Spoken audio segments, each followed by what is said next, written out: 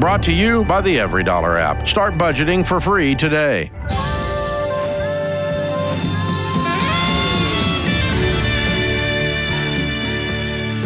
Normal is broke and common sense is weird, so we're here to help you transform your life. From the Ramsey Network in the Fairwinds Credit Union studio, this is The Ramsey Show. Rachel Cruze, #1 best-selling author, Ramsey personality, co-host of Smart Money Happy Hour. My daughter is my co-host today. The phone number here is 888-825-5225. The call is free, and some say the advice is worth exactly what you pay for it. Chris is with us in Cedar Rapids, Iowa. Hey, Chris, what's up? Hi there. Thanks for taking my call. My question is there some ways I can on my own prepare things financially to avoid as many complications should my husband pass away ahead of me? Because he's pretty much kept me in the dark about a number of things, including financial specifics, our whole married life. Okay, so... I'm sorry, how long have you been married? 46 years. Oh, my goodness. And he's kept you in the dark purposefully because you've asked to see things and he won't let you see it, or he's just, you don't ask and he just takes care of it, and that's how it's always been in your marriage? It started out because it was a family business, a farm, and so with his parents, and so I'm from the city, and I, let them do their thing, right? And so I was never put on anything like signing checks or anything from the beginning, and throughout these years, I just trusted him because I am not a financial. I have better things that I do better than this. And so I just trusted him to do that. Well, we've lost a lot of friends lately. Our daughter is going through this right now. And I'm just like, well, and then he said something to somebody, and it's like, it just clicked. And when I asked him about it, crickets. He wouldn't tell me anything. And so it's like I started looking into things, and it's like, oh boy, and he won't tell me. He'll just not say anything, or he'll tell me things that really aren't significant. Does that make sense? Mm-hmm. So it's like, okay, what can I do? Because I don't want to go through probate. I'm sorry if I'm going to lose it here. But I don't want to go through, what can I do to make it simple? Because I've had friends who had it all done. They went through nothing. The end is just like nothing ever happened. And it's like, okay, I'm finding out that this is not going to be fun. And I don't like not fun. I don't like surprises. Okay, so if you're looking for a way around dealing with your husband, there's not one. Okay. The only answer to your question is that he completely puts all the cards on the table face up and sits down and explains to you exactly where you are, and then you'll know where you are, and and then you guys lay out a plan. If something happens to me, honey, this is what I want you to do here. This is what I want you to do here, and you'll be taken care of, and you'll be fine here. And if he won't do that, you're going to have to hit him on top of the head with a 2x4. Well, that's been in the works. I've been thinking about that. Yeah. It's just, I have tried, and he just won't, and I'm finding out that even names on accounts, things that I didn't even know. Yeah. For example, he changed bank accounts to a new bank that had good interest rates, and a couple of years, and it's like I found out my name was not on it, went to put my name on it. Well, he has to prove it today, just getting kind of prepared for this. He still hasn't done it, and that was over a year ago. Yeah. Okay. So I have nothing. I have nothing. I don't know what to do. The bottom line is you don't know what's going on, and you don't like what you do know. And so it's time that the two of you get this stuff straightened out, because you're going to be in a world of hurt if he gets hit by the milk truck tomorrow, Mm-hmm. And it's and so you've been married 46 years. You do know how to get this man to do things. You just hadn't got him to do this thing. Not very well, but yeah. No, you hadn't got him to do this thing. And I've been married 43 years, and my wife managed to make it her idea, my idea, before I knew it was my idea. And so apparently he's getting ready to come up with a brand new idea that he hadn't thought about yet. And so, and it's going to be that he owes his wife of 46 years clarity. Mm-hmm. He doesn't have to relinquish control of this stuff because he's probably doing an okay job, but she needs to know what the flip's going on. And there's a tremendous, the air will change in your house when he does this, and it'll peace. So, Chris, versus electricity. I'm curious, when you say you know nothing, do you know any information about any type of debt you all have, how much is in savings, how much you have in retirement? I mean, do you have any concept of anything? Well, so he used to go away for a couple of weeks a number of years back, and he said, if anything happens, go to this person, this person, this person. Okay, that's fine. But I'm finding out now that my name isn't on anything, and I can't even, like, if I call the bank, you can't have any information because your name isn't on it. We are debt-free. We have no debts, as far as I'm aware of, and I don't think we do. Okay. And so as far as that goes, and, I found one thing that did have my name on it, so, I won't be totally destitute. And one of the things, because I always have to ask him for money, like every month. Okay, you need to stop it and decide what your ask is. You just went off again on your name not being on things. I don't know if your name needs to be on them or not. Probably does. But your main ask is not that at all. It's, I need to know exactly in detail what the plan is if and you I die. need a say, but also having a say is having your name on your checking account, Chris. Yeah, but I mean that's and a basic that involves, to me. and then, okay, if you die, then it looks like to me, the second thing is, once you know what's going on, and every detail, then the second thing is, I need to add my name to these things. So if you die, I'm not penniless. Yeah. Because and we're going right to take now, a Saturday and hit each bank, and we're both going to go down together with the correct documents, and we're going to do this. Yeah, and we're going to change it today. We're getting in the truck, and we're driving down there, and you're not leaving until you do this. And the third thing, Chris, is that you now don't have the excuse anymore of I'm just not good at this money thing. That changes today, that you're going to have to not only learn, and it's basic stuff, I think you are very capable of learning, but you have as much say into your money in your household as he does. He doesn't need to be giving you money every month, right? I mean, you guys need a budget together. You need your own line item, and you have as much say in what goes on in the finances in your household as he does. Now, I know these are big changes to make, almost being 50 years That's step three. That's step three. But and so, the first thing is we're going to get clarity on exactly what you want to have happen, honey, if you die Friday. Because if we don't do the second step, you may die Friday. I might take you out with a 2x4. So we really need to get this clear. And Chris, you guys, it sounds like, because you dropped this in the middle of everything, was something that we're losing friends and our daughter's going through this. There seems to be a lot of chaos happening around you. Death around you. And and so you just bring that up. This is raising to the top, and part of that fear, and he needs to hear that from you. Yeah. People are dropping dead around us, and it's making me scared that I don't know what the flip's going on. Oh, is that what she meant? Losing friends? Oh. I thought, okay. No, they're not losing. They're losing friends because they're dying. Okay, sorry, Chris. They've been married 46 years. These are... I was thinking like friendships. I was like, oh no. That's how I lose friends now. I don't lose friends because they're mad at me. I lose them because they go to heaven. That era. So, it's this era. No, they're not mad. Oh, man. They just went to Jesus. Fair. Very fair. Use that and just say, honey, that scares me, and I'm not okay with this. I'm not okay. I'm not okay with the situation, and we're going to change it. And you're not going to sleep until we change it because I'm going to keep you up.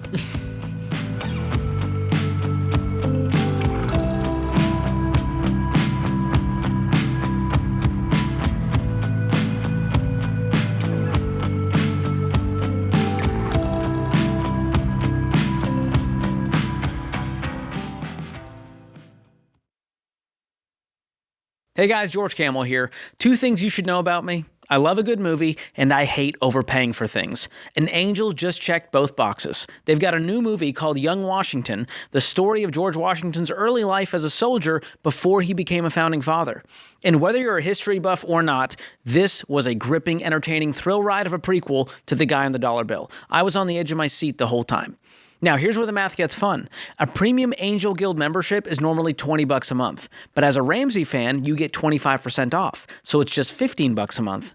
And that membership gets you 2 tickets to Young Washington in theaters, along with tickets to future Angel theatrical releases and access to their family-friendly streaming library. 2 free movie tickets every month. I ran the numbers. The membership basically pays for itself before you even touch the popcorn. So get the deal and go see Young Washington in theaters this 4th of July to celebrate America's 250th birthday. Sign up at angel.com/Ramsey. That's angel.com/Ramsey.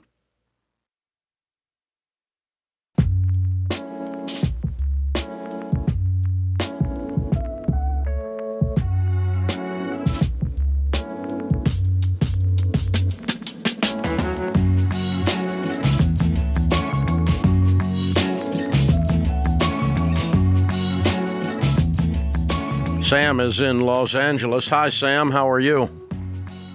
Hey, Dave. Long-time listener. How you doing? Better than I deserve. What's up in your world? All right. So let's see here. I'm going to try to wrap it up real quick. But first time in my life, I feel very scared and nervous with what's going on in my situation. I have a total of about a little bit over $130,000 in debt. Car loans, credit card, personal loans. I am a homeowner right now. I pay about $5,000 a month, not including property insurance or taxes. I'm behind on my property taxes. I'm behind in my 2025 taxes. I'm starting to get served for my credit card debt. I have 3 kids, been married about 20 years, separated, renting right now, not living in my own home, and I'm getting ready to file for divorce. So just need some guidance, help. Has your income changed? My income has been increasing. So why are the bills unpaid if you were making them before and now you're not? Why? Because we I didn't follow the rules and guidelines for you. We did some remodeling in the home, which was not a good move. My debt went way sky high. Our kids are in private school. That was an added cost as well. And what do you make? And 200 gross, $240,000 a year. Mm-hmm. Does your wife work outside the home? She just started working. She makes about $1,600 a month. Mm-hmm. Okay. Wow. Okay. The way you eat an elephant is a bite at a time. And so there's a whole lot of moving parts here. And it's real easy with that many mosquitoes flying around your head to point at the wrong one. So we need to sit down and say, okay, what is the first priority with my money? I have $240,000 to work with. I'm going to buy food for me and my kids. That's first priority. Okay, that's done. We're going to keep the lights on and the water going at both locations. Okay, we can do that. All right. And we're just going to go down the list like that until we start running out of money.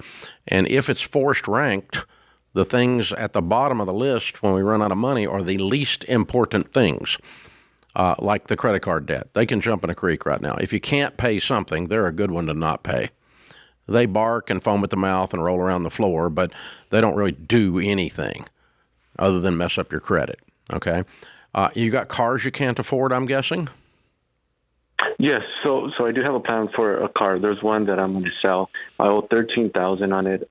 I do believe I could sell it for about $10,000, which I'll have to put out. Yeah, just get rid of that. All right, and so what is she driving and what are you driving? I'm driving now a truck that's been paid off for. Mm-hmm. What about her? She is driving a vehicle that we owe $21,000 right now on that. Okay, why not the $13,000 and sell the $21,000? Yeah, that is an option. She makes $1,600. After the divorce, she's not going to be able to afford to keep a $21,000 car. Yeah, you're right. Okay. And you're not going to be able to afford to keep this house either. No, I've already had that discussion with her. Yeah. So the house needs to be on the market. The $21,000 car needs to be on the market. If the divorce is really going through, if there's no chance of reconciliation, is there? We've gone through counseling, and, the financial aspect of it has a lot to do with it. I've broken down, showed her all our debt, what we make, what I make, and she's just unwilling to look at it, to face reality, and I'm just done with it, unfortunately, after so many years. Gosh, Sam. Yeah. Well, if that is going to be happening, then also you said you were behind, because that's going to be part of the prioritization list that you make, is getting current on what you can. And so you're behind. You named off a couple of things that you're behind. Property tax. Yeah, which you don't have to worry about if you're selling the house. I assume the house has equity, right? Just pay it with the equity when it sells. About $350,000 in equity. Okay. And she's going to get a big chunk of that and go start her new life. And you're going to get a small chunk of that and start your new life with your big income. And she's going to get a big chunk of your income called alimony and child support. And so, this is how, a divorce turns a marriage into a business transaction. What do we keep and who pays for what? And that's the questions. And, so the reality is, in the mediation and the discussion between the two attorneys, we've got to get the house on the market and we got to get that car sold. And, or she's got to pay it off out of the proceeds of her portion of the proceeds of the house and keep the car. She could do that. If you're going to sell the house, she's going to get enough money to pay off the car if she wants to keep that car. I wouldn't recommend it, but if that's what she wants to do, that's fine. And then sell the $13,000 car. Which one do you want to keep, honey? Because we're going to sell one of them, and you're going to pay off the other one with your portion of the house proceeds when it sells. So which one do you want? And get the other one sold, right? And your portion of the equity will probably clean up almost all these bills if you sell those cars. If you pay off the cars and or sell the cars. So what? So 13 and 21, so 34. What's the other $100,000 in debt? Taxes? How much you owe the IRS? I owe $12,000. Okay. For the property taxes, and I'm calculating $10,000 for my 2025 taxes that I haven't done yet. So an additional $10,000 in. Why have you not done your 25 taxes yet? This is June. Yeah, no, it's a lot of stuff going in my mind, and I just make it a priority. Yeah, not filing is a bigger penalty than not paying. So figure out what they are, even if you don't pay them, and get that filed. And see, all these things start to relieve your brain. Mm-hmm. Your brain is overwhelmed by 93 things swimming around at one time. And if we just start setting them to the side one at a time, that's what I meant by eat an elephant a bite at a time. Then you go, okay, I'm going to file the taxes. I'm going to pay them later. I may have to pay them out of the proceeds of the house. I may have to pay them out of what income I have left after child support and alimony. And then you've got a pile of credit card debt too, don't you? Yes, I do. About over 50. Yeah. What was that on, Sam? Was that her racking it up? There was some remodeling that I had to put on. Oh, you put that on the credit cards. Okay. Right. Okay. Yeah. Well, you're gonna again proceeds from the sale of the house. What I'm doing, if I'm your attorneys, is I'm looking at $300,000 coming out of the house. I've got to clear $130,000. Give or take, selling a $13,000 or $21,000 car, and then we're going to split up the rest of it. She's going to get most of it. You probably got a 401k. You're going to try to protect and give her the most of the house money. But $130,000 needs to be paid off out of the sale of the house. House needs to get sold as soon as possible before that's what you I was get going to behind say. That's what's hard. Yeah. That's you know what I mean. It's a lot of this stuff that can take. Yeah, but it's put it on. Take again, the leaving things in limbo, waiting. Dragging things out 6 months, having too many discussions about stuff. If it is over, it's over. If it's not over, it's not over. It's two different sets of decisions. Mm-hmm. And so you cannot drag this out. That will kill you guys, both of you. It's going to take both of you out. And so you're going to end up losing the house or something silly like that. Right. That's what I was thinking is So I don't know. Would you get current on stuff and see if I would get current on that house and stay current on that house because it cleans up the rest of the debt when it sells. And then you need to get the divorce mediation to begin between the two attorneys and get that house on the market as soon as possible. And And then you've got to work through, you're going to end up paying your taxes and figure out what you're doing with these different things. But again, break it down one thing at a time, and then it's not as overwhelming. Force rank these things.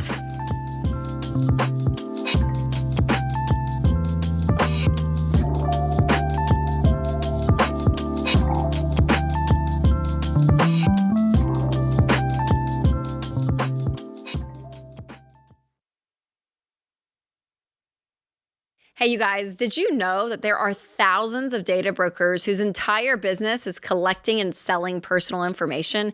Things like your home address, your phone number, and even your relatives' names. You guys, that is just crazy, but that is why I use Delete Me, because those companies pull information from public records, social media, and all kinds of other places. Then suddenly all that information shows up on random websites. And removing it yourself means going site by site, filling out forms, and hoping they actually take it down. It takes hours, and then it can even pop up somewhere else again. But Delete Me's team of privacy experts removes your personal information from hundreds of those data broker sites. And within a week, you'll get a report showing what they have found and what they have removed. And they keep scanning and cleaning up your data year-round. So take back control of your privacy. Go to joindeleteme.com/Ramsey and get 20% off your annual plan. That's joindeleteme.com/Ramsey.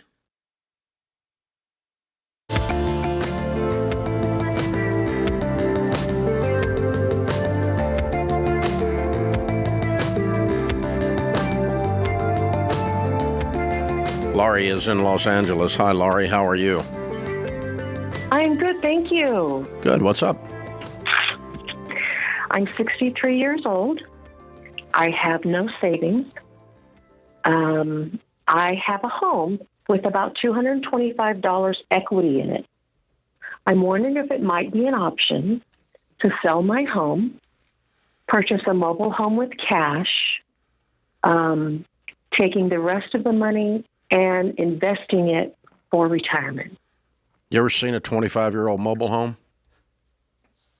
A 25-year-old one? Actually, I have. I've been looking at them lately. It's not where I want to live when I'm 85. 25-year-olds are not... Not where I want to live when I'm 85. The nice ones. No, but... They go down in value and they rust. I didn't think about the rust. Yeah. In California, actually... Honestly, they are going up just because... No, they're not. They might be sitting on dirt that's going up, but the mobile home is not going up. Oh, that could be. Gotcha. Dirt goes up. Mobile homes don't. They go down. Yeah. Nope. Are you working? I am working full time. What do you make? I've been at my job over 30 years. I make about $48,000 a year. My son who has epilepsy, his wife and daughter his wife and my granddaughter live with me, so I'm a family of four. So I look at the choices I've made, and I feel pretty silly, and I realize I can't sit in silly. I got to make some type of a plan here. So the wife does not work? Not yet. She may be, she can have surgery next month, so we're waiting for after that. She's not been well, unfortunately. She's had quite a few surgeries. Your son's epilepsy. I'm not married. No, I'm sorry. Your son. I misspoke. Your son has epilepsy. Yes. He has had this for 10 years, and literally in February, with his 7th neurologist, finally got diagnosed. Mm. So this neurologist is working to be able to get him a permanent disability status, so that how much will that bring in? Do you know? Per month? I don't, because he has worked very little. He's been unable to work for 10 years, and he's coming up on 40. So I'm not sure exactly how much he might be entitled to. Wow. I have $20,000 in retirement and $10,000 in credit card debt. What do you do for a living? I'm an office manager for an air conditioning contractor. I have severe arthritis, so I'm struggling to stay working full time, but being there so long, it's a small family business, and I'm appreciative they understand my time off, and I'm still what I just ask God every day, keep me an asset to the business, and so far so good. But again, I'm 63. I'd really love to be able to retire by 65, but there's got to be a plan, and I'm late to the party. Yeah. I am late to the party. Okay. Well, you got a lot on your plate, kiddo. I'm sorry. But a mobile home doesn't fix the problem. Yeah. It treats the symptom. Okay. It's the symptom is the strain. The problem is income in the household. And as a ratio in $48,000, and you've got these other three folk you're looking after right now, and you're doing that on $50,000 a year in Los Angeles. That's tough. That's a tough number right there. Yeah. There's not a lot of room. You guys hadn't got a lot of wiggle room in this. So, sadly, you're going to be working, and so is she, and so is he. As soon as all of you can, because you don't really have a choice. You're going to have to bring you're going to have to bring some income into this house. Now, what I might do at some point would be to leave Los Angeles and sell a house and buy a much less expensive home in a much less expensive area of the country to try to make your all's income go as far as it can go at that point.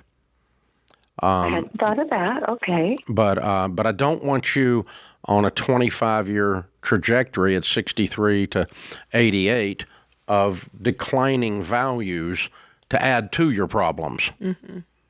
Gotcha. Okay. That's what I'm trying to help you avoid. But it doesn't fix the strain that you've got today to hold on to this house. What's owed on the home?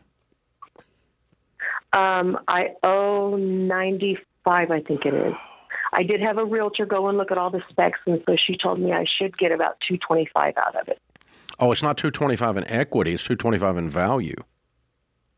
No, I'm sorry. She said in my pocket. Okay. So it is. So it's on closing. It's a $325,000 house, approximately. Yeah. Okay. Yeah. Right. Okay. Lori, are you guys month to month okay? Pretty much. Because you're living on your salary for all these people. You're able to stay current on everything? Oh, yes. I'm blessed that I pay my bills. Absolutely. In fact, I just told them we have a couple of streaming services. I said, okay, I'm cutting those off. We don't need the streaming stuff. Granted, it's only $11 a month, but I go that I can put $11 toward my credit card that's climbing the charts. So trying to any little thing we can do, but they do get SNAP, which is like food stamps. Yeah. So I don't have to pay. My daughter-in-law's grandmother lives in town. She just about provides everything for my granddaughter in the way of school clothes, supplies. She helps, with anything that the granddaughter might need. So that's a big help. Okay. But she's older than I am. What's the nature of your daughter-in-law's health problems? Last year she had gallbladder out. The year before she had half a hysterectomy. The year before, the other half of the hysterectomy that was supposed to be full. She had a horrible thyroid issue, which causes her to her on their anniversary. Her gift is to sleep 48 hours straight. And the doctor's like, you're immune to what is the operation she's getting ready to have? Carpal tunnel on both hands. She has severe. When can she be able to work? Do you know? Do you know what the recovery time is? I don't know what recovery time is. I'm thinking probably by the time school starts again in September. Mm-hmm. Yeah. So what I would love for you all to do is to have a plan, and it might even involve going ahead and moving now to a less expensive area, but to have a plan to create income for this household. Mm-hmm. Anything you can do to get your income up and certainly maintain the income that you have. Anything they can do to add income. His getting permanent disability is going to be social. It's going to be SSI coming in. There may be SSI available for the child in that situation too. Just be learning about all of those things and anything he can do within the framework of permanent disability to still earn an income. There's a limit, but he can do some things. I want him to do it. Because if this is not, the trajectory of this is not good. It's not sustainable. So we've got to get some income coming into this house somewhere, and or get our outgo down. And that's what led you towards the getting rid of the house payment by getting the mobile home. I would leave L.A. before I did that, and take my $235 and go to wherever cheap area of the country, name it, and that kind of thing. And but again, you guys have got, even then when you do that, you've got to land a new job, and each of them has to land an income. And so it doesn't fix everything, because that $225 will go away real fast. 100%. If you cash out of this house. For sure. Yeah. Do not buy something going down in value that doesn't solve your problem. So I see how you got there, though. You're trying to find some options. Wow. You call us any way we can help in the future. We'll try to be more help, but that's what I'm seeing right now.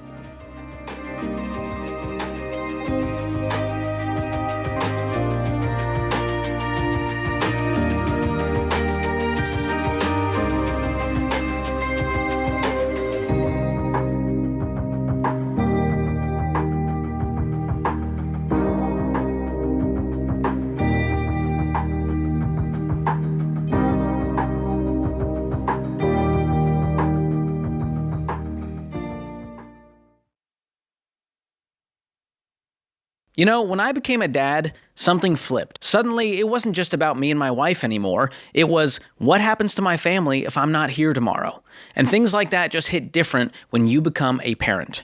But I'll be honest, making a will feels heavy and complicated, and it's not exactly what I want to be doing with my time off. But here's the deal. Being a parent means doing the hard stuff, especially stuff that protects your family.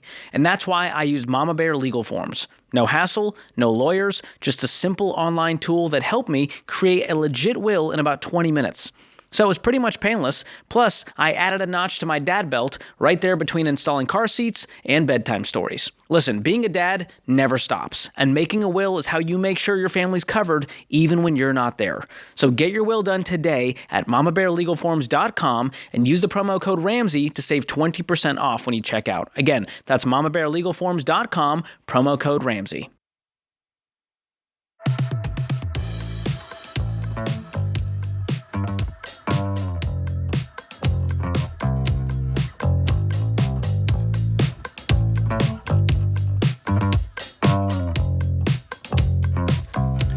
Will is with us in Chattanooga. Hi, Will. How are you? I'm great. Thanks for taking my call, Rachel and Dave. It's an honor to be on the phone with you. My wife and me we're huge fans of the show and your ministry. It's awesome to be with you. Well, thank you.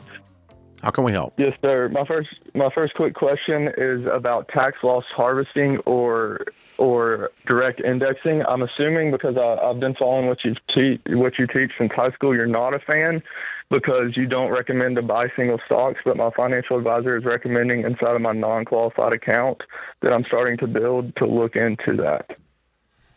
Well, you can do tax loss harvesting without doing single stocks. You can do that as a function of a mutual fund. And there's nothing wrong with that. Here's the first thing is concentrate on making money with your investments. That's the first thing. And then, while you're making money, is there a thing over here on the side that we can do some moving around inside a mutual fund and do a tax loss harvesting strategy? Yes, but you don't need to lead with tax loss harvesting. You need to lead with make money with good funds. Yeah, within those good funds, and then you can, So in other words, the only way tax losses occur in investing is if you lost money.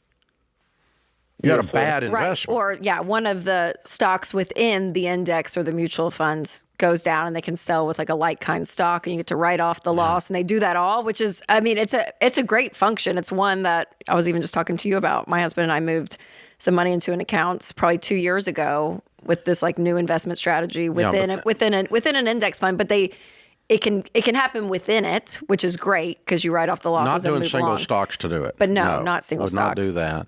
that. And I don't want it to be the primary.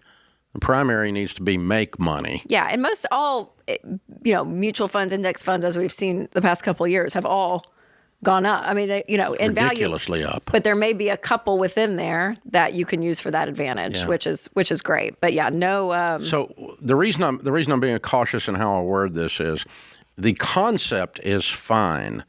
What scares me is that financial goobers that are out there, the guys in the business, they love a math riddle. And they can go down the rabbit hole on their enjoyment of their nerding out on a math riddle and miss the point. And the point is, first, make money, right? But but the shiny new math riddle is always around the corner. And all financial advisors just about can fall for that trap. I know because my brain works the same way. I love looking at a new math thing and I'm going, wow, that's kind of cool. But if it's for your advantage, then you're like, yeah, great, but again, plug it in. It can't be just because they got all excited about their little nerdiness. That becomes the primary, and the primary is make money. Okay, that's the primary. And then we can do math nerdiness and have some fun on the side and get to the advantage and do the tax harvesting. The concept in and of itself is, but it's number F, not A, B, C, D, or E. It's on down the list of things I'm worried about. Of prioritization. And of course you're out of debt, house and everything before we talk about having a non-qualified account of that size. I assume your house is paid off, Will. That's the only debt I have. No, then you don't need to be talking about any of this. House. None of this should be on the table. You shouldn't have that kind of money in an unqualified account.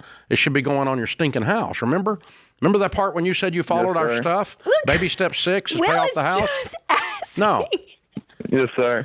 Yeah. Well, I hear you. You know what? I think, listen, yes, have your 401k, your Roths, do your 15% into your retirement. And everything else goes on the house. And pay off the house, yes. And then the investments above retirement. How much in your non-qualified accounts, Will?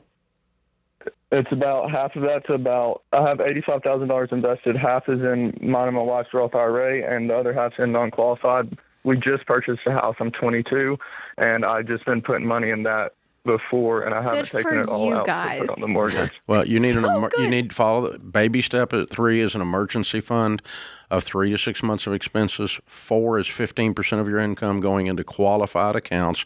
Roth and Roth with match are your first two things until you get to 15% of your income, and everything else goes for home enjoyment, life, generosity, and paying down the house. And we pay off the house before we start talking about that. So, no, I don't like your financial advisor anymore. Because now he's got you screwing around with $45,000. No money, $45,000, a tiny but little account, and you're doing tax harvesting with this stinking this nerding out on something you should be dealing with $450,000 before you're screwing with that. And so, no, you need to get your house paid off. And Will called to learn. No, I know, what you but the think, shiny and you little, are just yelling at the him. shiny little nerd guy has got him thing going on. No, I don't like him. No, not Will. I'm talking about his financial advisor. He should not be advising this. This is exactly what I was talking about. Okay, the financial guys get all whooped up about something, and he's got a 22-year-old screwing around with $45,000 on this instead of paying off his house because he learned something in financial advisor class that he thought was cool. There you go. That's Fair. all. Yeah, that's what we don't want to do. Fair. That's what we don't want to do. So, no, let's fast forward. Okay, Will, you're 28. Your house is paid off. You've got $500,000 now in your qualifieds, and now you're in baby step 7, and you're starting to chunk some money away. And you've got $100,000 laying over here in a brokerage, and you're doing some index funds with it and some other stuff. Then we can start talking about worrying 10%, 20% worrying about tax harvesting, 80% worrying about making money. There you go. But now is not the time to do this. And this guy, he's got, yeah. So I had to get to the bottom of it for a minute. Just mad. No, the people that I have been trained with my whole life, these financial people, I love them. Our SmartVestor pros, they do a great job, but the way our brains work in that is we just love a good math thing. And it's just shiny for us, and we want to. And so it's the answer. Now we have a hammer, so everything's a nail. And it's not. It's a one-track mind at that point versus zooming out and looking at your entire financial picture and getting yourself in a place with priorities, like what you're saying. Don't get enamored with the sophistication. Live on less than you make and save money. There you go. But when these people start getting enamored with something that's sophisticated, tax harvesting, tax loss harvesting, it just sounds very sophisticated. It's like, oh, jeez. Don't get sidetracked with this stuff. That's when people lose their butt. They're chasing some kind of hack that's going to make everything easy. What's easy is living on less than you make and investing the difference, and you'll be a millionaire. And that's not all directed at Will. It's mainly to Will. You're doing a really good job. Yeah, incredible. At 22. And actually, you did call in, and to your defense, you said, I don't think you're going to go for this, Dave. But I didn't know why I wasn't going to go for it until the end of the call. He knew you better than you knew yourself. Because he knew his numbers. I didn't ask the numbers. I didn't get to $45,000 until I was 6 minutes into this rant. But yeah, so guys, Will is going to be a multimillionaire. Here's the rule he used. Don't do something you don't understand, and that if it feels funny, it's because it's funny. And for his financial advisor to be talking about single stocks and tax harvesting with him. After he's been listening to me since high school. He's like, that feels weird. Yes, there you go. The flag went up. And so this is a very wise 22-year-old. Mm-hmm. Very wise. He recognized a few points that were off. He's trying to be cognizant. He's trying to be intentional. And probably trying to learn. He's trying to be on top of it. Yeah. And then this guy comes in with this shiny penny that's a plug. Mm-hmm. Yeah. So he's gonna, because he's intentional, because he's trusting his feelings, he's checking against what he knows to be true, all those kinds of things. He's going to be a multimillionaire. Mm-hmm. He's going to do great. Yep. He's going to be amazing. But it won't be because he tax loss harvested on $45,000. I can promise you that.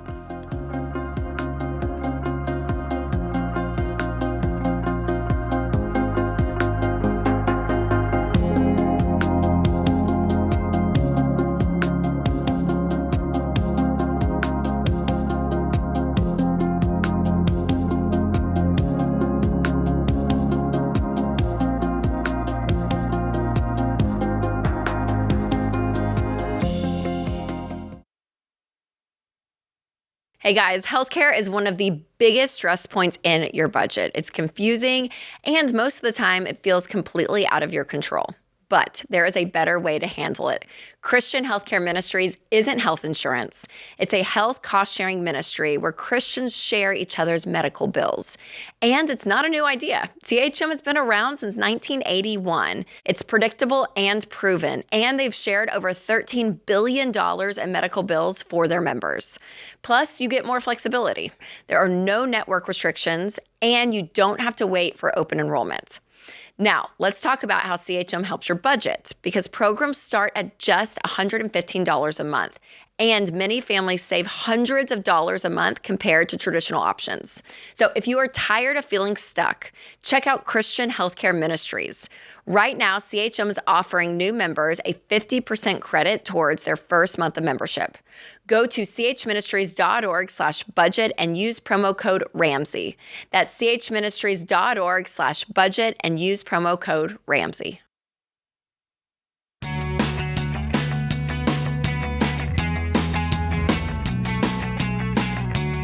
Welcome back to the Ramsey Show in the Fairwinds Credit Union Studios. Michelle is in Provo, Utah. Hi, Michelle. How are you? I'm great. Thanks, Dave. Thanks, Rachel. How can we help? Thanks for all you do for everyone with all your advice. My husband got $38,000 of inheritance money last summer, and he didn't tell me about it, and he spent $20,000 on pornography with a little cyber affair, and he came clean finally and told me about it. But he's going to be getting another $250,000 of inheritance money in a couple more years when his parents' home is sold. And he says that he is not going to be paying off my student loans when he gets that amount of money. So I guess my question is, do you think that he should help me with my student loans with his inheritance money?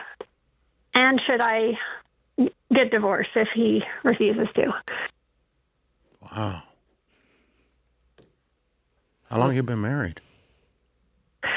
We've been married for 12 years. And why are you more concerned about paying off your student loans than your husband having a porn problem? These are two different things that shouldn't even be in. Like, porn problem, big deal. Inheritance, little problem. Yeah, but him pinning her in a corner and them not feeling like being on the same team either. Yeah, how about he's a jerk on 2 or 3 fronts? But I mean, I'd be a lot more concerned about the quality of your relationship with a guy that's treating you this way than I would whether or not you get access to his inheritance. Yeah, I'm. I mean, are y'all in counseling over his porn? Yeah, I talked him into counseling when he finally ran out of inheritance money to pay for porn. I think he might have used a few marital assets to pay for it, and then there was just nothing left to pay for it. So he finally kind of came to his senses and finally agreed to go to counseling. But how long ago was I guess that? it's just been. He just stopped the affair about 2 months ago. Okay, and how long have you all been in counseling? About 3 months. I knew about the affair during the first month of counseling, but I didn't realize. When you said affair, you meant with pornography. Well, it was a specific person. It was a specific person. It was a cyber affair with a lady on OnlyFans. So I think he thought it was a real person, but he found out that it was. I mean, I've since then explained that it might just be a lady who sells her content, and he was chatting with her thinking he was having a real relationship. But yeah, he basically built a relationship with this person. Yeah, and sending her nude photos and things like that. If you call OnlyFans a relationship, prostitution is not usually relationship, but yeah. That's what it feels like to her. I mean, yeah, he's been freaking communicating with a woman. I mean, yeah that is all in all. Yes, Michelle. So, Michelle, at this point, I don't feel like you have had time and the work you guys have done to rebuild any level of trust. And I think the sting is, he says, I'm going to still withhold money from you when I get it, and I'm not taking care of you. I'm not taking care of you on an emotional front. I'm not taking care of you on a financial front. Like, all of that, to me, is one problem. And it's coming out multiple different ways. And you're getting that feeling of, this doesn't feel right. None of this seems right. And it's all connected because it's all coming out of the root same issue, in my opinion. Yeah. And you've not had time to rebuild the trust, Michelle. I mean, it's only been 2 months. Well, there's no reason to rebuild the trust. He's still being a twerp. Yeah, that's true. Yeah, I mean, it was in the same conversation that he'd wasted all the money and then, you know, mentioned that he was not going to share the future inheritance with me. What did your counselor say about that? We've had a few different counselors. No, I mean, you had a counselor lately. What's your latest counselor? You had this exact same discussion with them. What'd they say? Well, the female counselor, she tends to side with the women, I'm guessing, but she said that it was... I had a female marriage counselor that was not siding with any women, I can tell you that. She was siding with the truth and would get up in your grill regardless of your sex. Yeah. Well, her opinion was that the relationship was past repair. Okay. And is that your last counselor? She would end the relationship. We did see another counselor one time after that, but I guess... You saw one counselor after that one time? Yeah, we've seen 4 counselors in the past. Why did you leave the other lady? Because she said she couldn't help you. It was messed up. She just said that she she would get a divorce if her husband did that to her. And so I guess I just I told my husband what you're not at the end of your rope to that point, is what you're saying, I guess Michelle. I could have continued with therapy, but it's been difficult because there's a lot of blaming the pornography on me and things like that, and saying, because it was miserable to be married to me, that I'm responsible for how he spent the money. Yeah, I can fix that. If you're miserable being married to me, I can fix that. Yeah. Yeah. Well, he sounds like there's not a lot of remorse. Well, this guy has zero repentance, zero remorse. Rachel's right. Is what it feels like. Why? I mean, why would he should be? What gives you hope that he's just going to turn around? Why do you have hope? Well, he said he was sorry. He cried a couple tears and gave me a plate of cookies. And when was this? That was before or after he was online with OnlyFans whore? Well, I actually filed for divorce because he refused to show me the credit card statement. Oh, wow. And I knew that I would get access to what he'd been hiding. He got really hostile when I asked about seeing the statement. It just popped in my head one day. I haven't been very good about checking where our money's been going.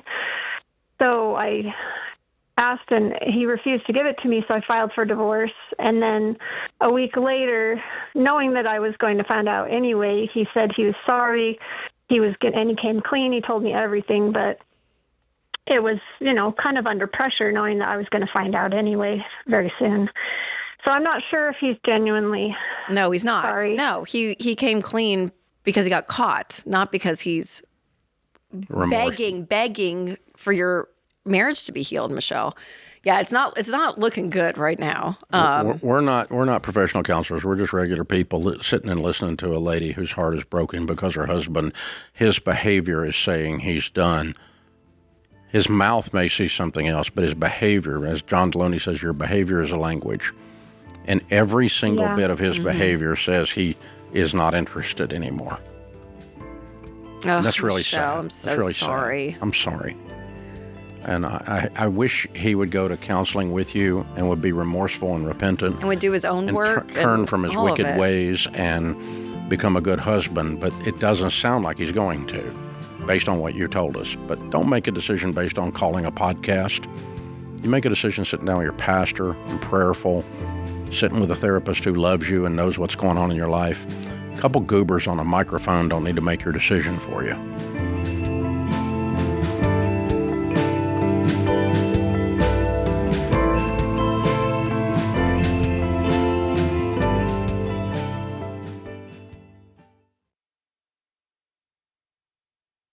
Let me tell you something I see happen way too often. People fall behind on their bills and they wait. They hope it will work itself out. It won't. That's why I recommend Guardian Litigation Group. Here's the deal. If you've missed payments, collectors are calling, or if you're getting letters threatening legal action, that's not something to ignore. That's the moment to deal with it. Because when you do nothing, it escalates. They can take you to court.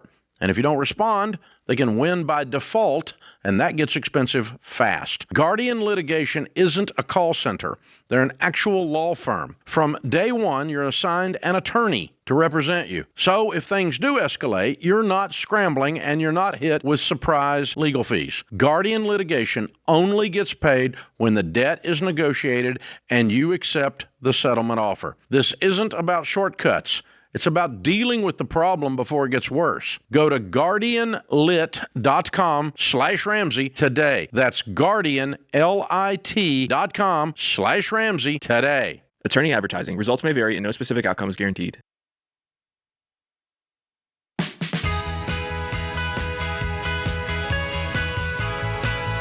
So what about investing at the next level? I mean, we talk about the 4 mutual funds to put your 401k in and good 5 to 10 to 20-year track records when you're picking those inside your 401k or your Roth IRA. But I mean, what about another level? When you get to baby step 7, what do you do?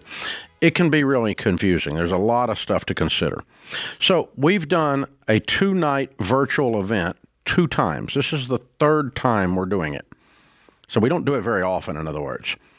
And it gives you a simple strategy that you can feel confident in. It's Investing Essentials. It will be September 1st and 2nd. It is me and George Camel. And I'm going to unpack my personal playbook, what I do for investing and wealth planning, what I do with real estate, how I pick my real estate, what I do with my mutual funds, how I do that. And I want to go through all the different categories and buckets of investing and some of them, why I don't do them, and explain to you clearly. And then you get to pick out what you want to do, but I'm going to show you what I have done to get the net worth that I have today. And this year we've added a bunch of new content like getting out of taxes, reducing taxes, navigating wills, and building a lasting legacy. We're going to get into the legacy piece a little deeper this year than we have before. People are always asking about this stuff, like how do I build wealth and not ruin my kids, that kind of thing. And so tickets start at $199. It's my playbook. Me and George are going to go through it. It's September 1 and 2. Get yours today. That goes on sale today, right? This is the first announcement, right this second. Get yours today at RamseySolutions.com/events or click the link in the show notes if you're listening on podcast or YouTube. We'd love to have you. This is an online event. It's only the third time we've done it. And we're changing up some of the content. If you've been at one of the other two, you'll get some fresh content. So a lot of fun stuff. I like working on new stuff like that. Alex is in Albuquerque, New Mexico. Hey, Alex, how are you? I'm doing well. How about you? Better than I deserve. What's up? Yes. So my wife and I, we have some equity in our house, and our question would be, do we sell the house to take out the equity to pay off debt? Do you like your home? It's not my dream home, and that wasn't what I asked. I said, do you like your home? Is it a good house? Would you be selling it if you didn't have the debt problem? No, I would not. Okay. That's the bottom line. Okay. Now, how much debt do you have? Roughly $135,000. On what? On student loans, credit cards. How much student loans? Student loans, my wife has about $28,000 and I got about $6,000. Okay. What else? Credit cards, how much? Loan. Oh, on credit cards, she owes $4,700. That's it. Okay. That's it. Yeah. How much on the cars? She owes $10,000 on her car, and we just bought a truck for $50,000.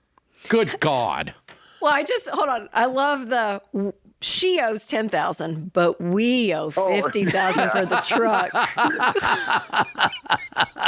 her debt, but it's our debt for the truck. She's got $4,732 on a credit card, but we bought a $50,000, somewhere around $50,000 on a truck. That is pretty funny. We owe $47,000 on the credit card. Okay. Yeah, that's fun. I love it. You're a good sport. All right, now. So a 65, I'm still 100 short. I'm still a bunch short, not 100 short. What else you missing? Yes, sir. We have a home loan for roughly $33,000. A home equity loan? Yes, sir. Okay. Do you have a first mortgage as well? I guess I don't know. Okay. Is that your only mortgage? You only owe $33,000 on your house? No, sir. Oh, so our total debt would be, we owe $135,000 in consumer debt, and my mortgage I owe $169,000. Okay. All right. So 33 on a second mortgage on a home equity loan. I got you. All right. Yes, sir. 60. Yeah, that's about it. Okay. And your household income is what? Between 160 and 170. Okay. And how long y'all been married? Roughly 5 years. Okay, cool. A little less than 5 years. That's kind of what it looks like in the numbers. It looks like you guys have been normal, and normal is we spend a little bit more than we make, and we see something we want, we buy it and put it on payments, and then you look up after 5 years and you went, oh, crap, this is a mess. And that's normal. And that's what these numbers actually look like. Mm-hmm. They don't look like you've done anything extremely dumb with the possible exception of the truck. But the rest of it was your death by 1,000 cuts. The only big one was the truck. Yes, and then the home loan, I got into a motorcycle accident, so I was put down for about 6 months, so we had to take out that second To live mortgage on. to stay afloat. You didn't work for 6 months? Yes, ma'am. Okay. Yes, wow. sir. Wow. Okay. Well, cool. What do you do for a I living? broke my femur. Oh. Right now, I did a transition, so I'm in project management for general contracting. Good. Good for you. Okay. All right. And you're not in the motorcycle business anymore. That's gone, right? Yes, sir. I got rid of all that stuff. Yeah, I bet. Okay. Well, Alex, do you guys know, because we bring home what per month? Probably around 10? Yes, it depends. So my wife's a hygienist, so she depends on if she's able to secure temp shifts or not. And then we opened up a small business. We own a little drink trailer selling dirty sodas, coffees, stuff like that. So her temp shifts have stopped, and now she's focusing more on her side business. So it's roughly between 8,000 to 10,000. Okay. Take home. And then how much does it take to keep you guys afloat on bare basics? You know, like to pay the mortgage, keep the lights on, pay insurance, like do what you need to do. Yeah, that number is egregious. It is a little less than 8,000. Yeah. Okay. Okay. So you're not going to like the prescription that the doctor's going to give you to fill out, okay, that you're going to have to go to the drugstore and pick up. But I'm going to give it to you, okay, because I love you and I want you to win. And are you guys in your early 20s? Late 20s. We are 29. Okay, yeah, because, I mean, you fit all the exact numbers. So this is where most people are, and it's not a fun place. Your all's budget's tight. You don't have a lot of wiggle room. You're not blowing a bunch of money. You're not going out every night. You're not going on lavish vacations. You don't have all that. And you're also not making $170,000 a year if you're only bringing home 8. So something's screwed up in your numbers. But you need to get into this and figure out, because what's really going on is you guys have just been sloppy. And so if I woke up in your shoes knowing what I know, I think you could be a millionaire in about 12 years from today. And here's what I would do. I would sell your truck immediately, and I would get on a detailed written game plan budget on the Every Dollar app. And we're going to give you a premium version of that to get you started and not charge you. I want to get you in there, and the two of you sit down and figure out exactly how we are not making $170, because that's not $8,000 a month. No, I mean, they're probably bringing home 10. $8,000 a month's $100,000 a year. They don't have $70,000 worth of missing money. No, he said 160. 160 and then to they bring home 170, around 8,000 a month. which is $100,000 a year. There's a $60,000 or $70,000 gap Taxes. there. That is not taxes on that. Not even close. Where's he from? Huh? New Mexico. It doesn't matter. Yeah, it does. There's no taxes, are of that different. level in any state. Well, there's no 50% taxes, okay? It wasn't 50%. Well, it's 40. It's around 30. 70. It's around 30. It's not going to be. Nowhere near. Anyways. Nowhere near. You ought to be coming home with about 15 or 14 right in there. And yes, you should. That's That 144. equals 150,000 without taxes. 144,000, and a 170 minus taxes is going to be about 144. Okay. All right. Okay. Okay. Run some numbers at the break. It'll help I just you. think You'll there understand. are more. I think there. No, All right, anyway. people pay more in taxes I than you can't give them put credit you for. on hold, but I would if I could. No, I would put you All on right, hold and get a calculator out, and we'd be looking at taxes so right now. anyway, I'm going to put you on a detailed every dollar budget where you have every dollar written down, and you need to find out where your income's going, because your numbers aren't adding up, regardless of if Rachel thinks they are. And then you need to sell your truck. And if you do those 3 things, I think you're going to see your way through this. You do not need to sell your house. You need to sell your truck.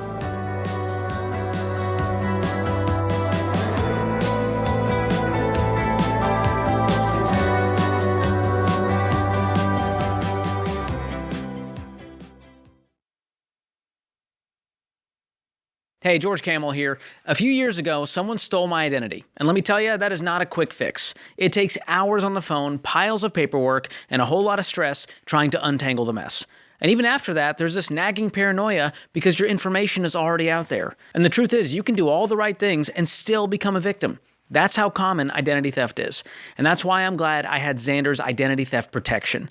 When my identity was stolen, their team stepped in right away. They were monitoring my information and caught the issue, and their US-based recovery specialists help handle the calls, the paperwork, the cleanup, so I didn't have to do it all on my own. Xandr also includes up to $2 million in stolen funds and expense reimbursement, and with the family plan, your kids are covered for free. You work too hard to let identity theft steal your time, your money, and your peace of mind. So go to Xandr.com to enroll today or call 800-356-4282.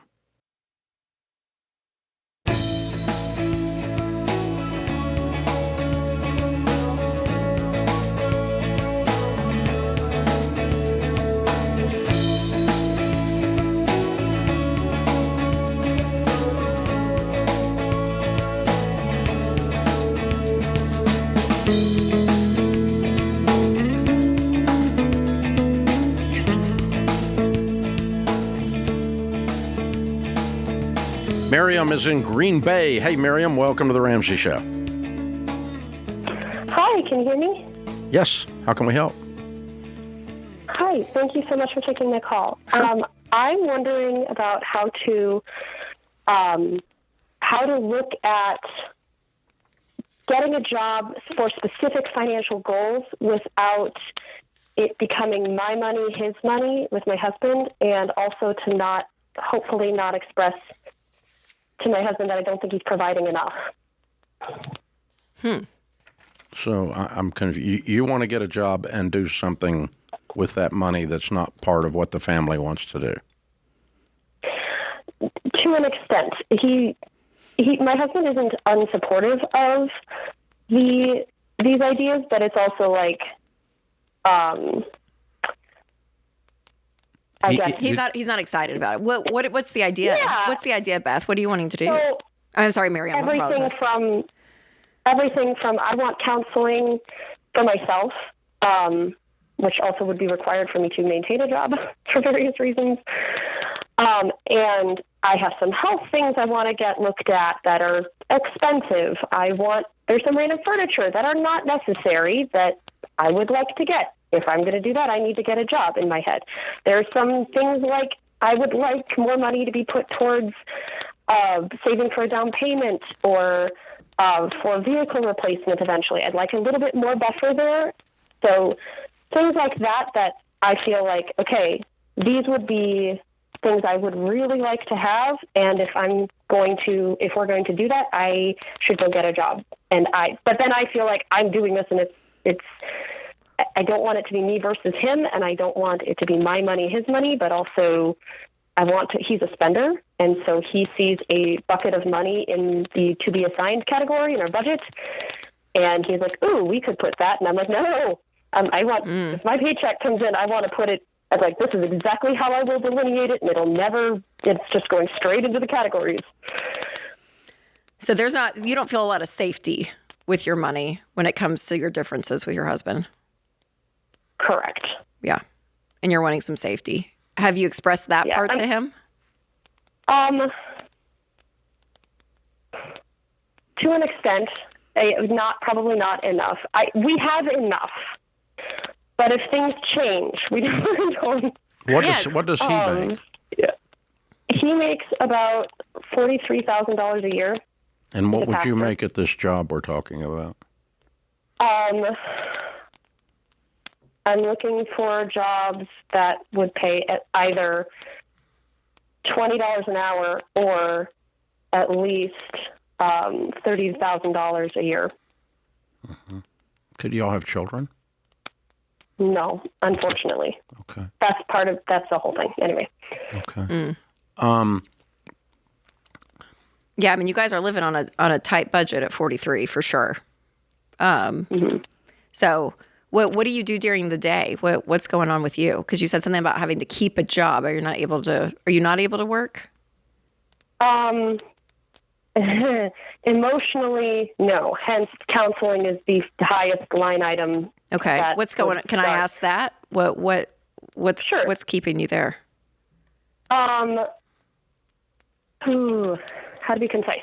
I have had few jobs where I've been able to, where I currently lack the skill set to deal with backbiting and gossip and corporate just shenanigans. And that's something that I want to work on in counseling. I have had very few jobs where that's not been an issue, and they've either been me working by myself, working for myself as a household cleaner, or because you easily get wrapped up into that. Is that what you're saying? Or when it happens, you're paralyzed. And I let it bother me. Okay. I let it bother me. I just completely descend into dysfunction and hate everything about life because of it. Okay, so no, I would not do your plan, to answer your question, because it's not good for your marriage, it's not good for you. Instead, I would still accomplish exactly the same goals and do exactly the same thing, but do them in a different way. Okay, so yes, I'd go get a job, and yes, I'm going to add that income to the pool, and yes, I am one of two votes on this budget, and my vote is that some of our money that we make and put in a pool is going to pay for my counseling. And yes, some of our money is going to go for this. And no, you're not going to blow money over here while I'm not being cared for with the counseling that I need. You're not going to blow money over here while these health concerns have not been addressed. And no, and so we're both going to talk about this. And your vote doesn't count more than mine; they count the same. And so I'm willing to add some money to the equation, but the equation is going to be that the two of us sit down and we plan out the money in the best way that is good for our lives. And our lives include me being healthy emotionally and being healthy medically, and it includes us buying a stick of furniture every now and then, and it includes us getting out of debt. And it includes you having some fun, too, whatever his fun bucket is, and those kinds of things. But we're going to have a written, detailed, every dollar budget that both of us agree to where every one of the dollars that both of us bring in are going. And we are going to become aligned as a couple on that. And then that accomplishes exactly the same thing. But the way you're going about it, bluntly, you're avoiding dealing with the weaknesses in your marriage. And I want you to go into those head on. And by the way, they're not deal breaker weaknesses. They're just normal people that had never sat down and done the conflict work and if your of getting engaged and doing this together and getting aligned. And my hope is that your husband's not so sensitive to be able to look at the math and say, hey, here are some needs and wants that I have too. And in order to accomplish all of this, we probably need some more income. So I am going to go and make some more income. And that's not a shot to his... We're going to go from 43 to 75. Yeah. And we're going to sit down and spend that money, and it's going to include some of the care things that I need and some of the things that you need to do, and some things that as a couple we need to work on, like getting out of debt and building an emergency fund and some of those things. But going over here and building a separate life to accomplish your goals that don't include him supporting you in your goals means that you haven't done the work on the marriage at that point. Yeah, because I mean the ideal picture would be, even with just as you're talking about, your struggles at work and counseling, is that he's alongside you in that journey with you, right? Like you're doing the work on yourself, but he's involved in conversations and encouragement and curiosity and ask, right? But when you start to divide, even from a financial standpoint, if I'm going to put this here, that's still one step of isolation of doing it on your own. All of this works in in a cohesive way, right? And so one follows the other with the money and your goals and everything. So working together is so key, Miriam. So I would push into that. It's probably going to be uncomfortable. It's a great question, and I appreciate the spirit, the way you asked the question. Thank you for that. So, folks, when I started this stuff 30-something years ago, I thought this was a math problem, that getting into debt was a math problem, that it was an income problem, that it was a spending problem. Those aren't the problems. Those are the symptoms. The problem is the guy in my mirror. The problem is the relationships with my employer, the relationships with my spouse, the relationships with my extended family. Those are where the problems are. The actual symptom is the money problem. The money issues are a symptom of other crap that we don't deal with, all of us.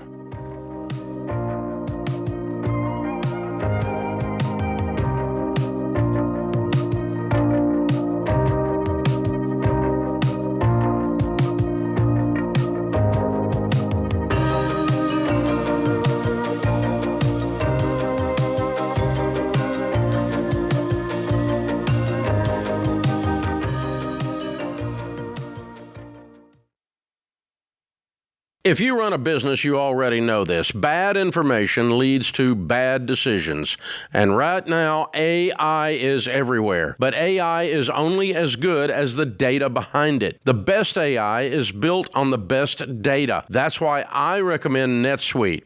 NetSuite is the #1 AI cloud ERP, and more than 43,000 businesses run on it, including us here at Ramsey Solutions. Their AI isn't bolted on, it's built in. And it connects everything that runs your business. Accounting, inventory, customer data, all in one place. Because when your numbers are connected, AI actually works like it's supposed to. NetSuite's AI helps flag cash flow problems, spot inventory issues, close your books faster, and cut down on manual reporting. If your revenue is at least 7 figures, go to netsuite.com/Ramsey for a free product tour. That's netsuite.com/Ramsey.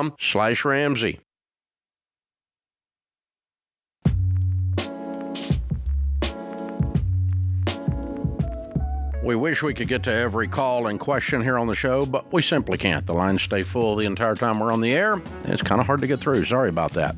But you can head over to the website at RamseySolutions.com and use Ask Ramsey.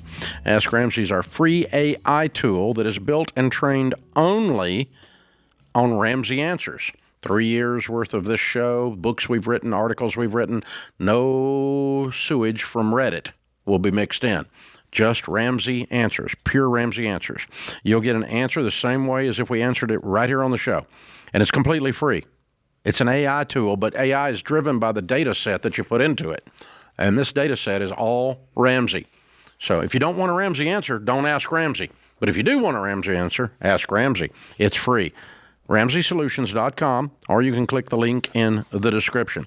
The Ramsey Show question of the day is brought to you by Why Refi. If you've fallen behind on your private student loans and don't know where to turn, Why Refi works with borrowers and other lenders, and well, where other lenders won't. And they help explore low fixed rate refinancing options. Go to whyrefi.com/Ramsey. That's the letter Y, REFY.com/Ramsey. Might not be in all states. Today's question comes from Amber in Rhode Island. She said, I'm about to pay off my car and currently have full coverage. Once the car is paid off, should I lower the deductible, which would increase how much I pay every month, or save the deductible into a separate savings account? It would wipe out most of our emergency fund if I had to use it for car repairs.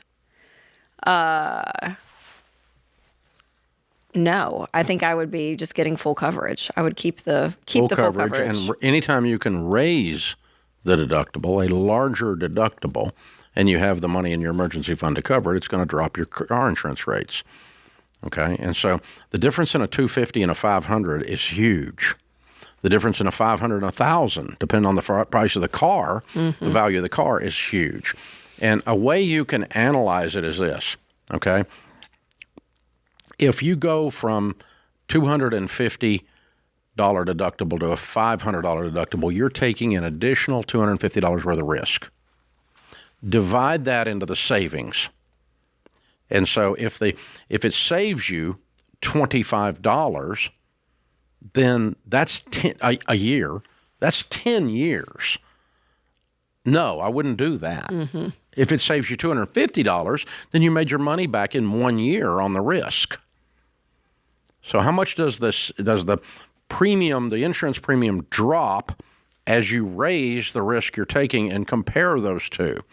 And if it's if you can make your money, the risk money back, even though you don't actually spend the money out unless you have a wreck, if you can make it back in about 3 years, you ought to break even on the increased risk in about 3 years.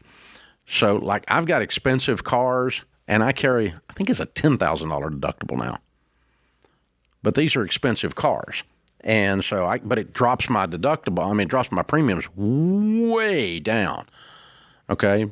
So, but, so you just kind of got to look at that. And most of the time, the best deal on a $30,000 car and under is somewhere around a $500 or $1,000 deductible. Somewhere in there is what you're looking for. And so just divide out the difference, the savings, take the savings on your premium, divide that into the additional risk. And if that's about a 3-year risk pattern, it's probably wise to take the higher deductible in that case. But almost every time you're going to find that to work on going from $250 to $500. So no, you don't lower the deductible. We're always trying to raise deductibles and raise the amount we have in savings to cover it. So we're giving the insurance company less money. Insurance should cover catastrophes, not hangnails. That's what you're looking for. And so in anything you're doing, like if you can do a high deductible health insurance plan, like an HSA plan, your premiums go way down on your health insurance when you do that, because you're accepting the first $5,000 or $7,000 or $10,000 worth of risk on the health insurance. And $5,000 or $10,000 is not going to cause you to bankrupt on a medical bill. What causes you bankrupt is $350,000 with a NICU stay with a baby, or $350,000 with a heart bypass, or $1 million, or whatever it ends up. That's the ones that break you. So what you're covering is the big stuff on a car wreck, the big stuff on a health insurance, and the deductible is the little stuff. So as soon as you can keep enough of your insurance, your emergency fund up there, you want to do that, like Rachel said.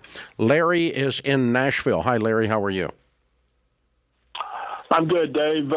I'm retired. My pension income covers my monthly expenses. I have about $4,000 in the bank. I do not have anything to cover my burial expense. Should I get a low amount term life insurance policy to cover that burial? You're how old? I'm 80. And you have $4,000 to your name? Yes. Do you own a home? No. And you're living on pension and Social Security? Correct. And are you renting, Larry? Yes. Okay. What's your income? About $3,600 a month. Okay. And you sound a lot younger than 80 on the phone, I'm telling you. Okay. Thank you. Congratulations. Yeah, I just turned 80, and I just got divorced. Oh. Okay. I'm sorry. Wow. What a thing to do at 80. You have children? Yes, adult children and some adult grandchildren. And neither of my two children are in financial need. I don't need to think about leaving them something when I die, except to pay for my burial. Yeah. Yeah.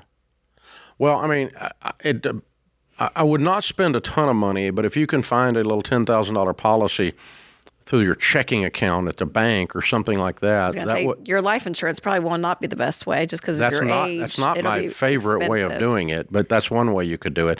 The second thing that comes to mind is to add a little bit to the $4,000 as we go along.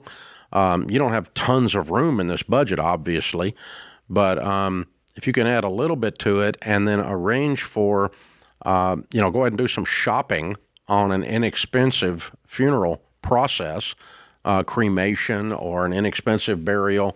We're looking for the Chevrolet casket, not the Cadillac casket, that kind of stuff, right? And so what can we do for $5,000?